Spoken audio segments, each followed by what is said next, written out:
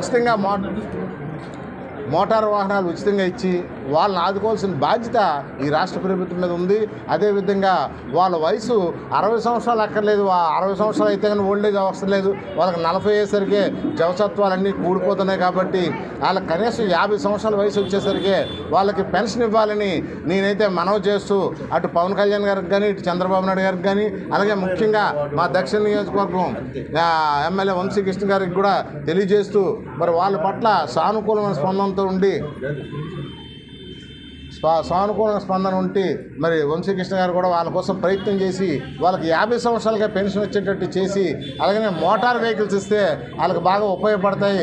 వాళ్ళు చూస్తున్నారు వాళ్ళకి 40-50 సంవత్సరాలు వచ్చేసరికి వృద్ధాప్యం వచ్చేస్తుంది. కాబట్టి వాళ్ళ పట్ల ప్రభుత్వం ఒక పెద్ద మనసుతో వాళ్ళకి 50 సంవత్సరాలకి పెన్షన్ వచ్చే ఏర్పాటు చేయాలని మనస్ఫూర్తి కోరుకుంటూ అలాగే చాలామందికి వాళ్ళకి పక్కా గృహాలు లేవు.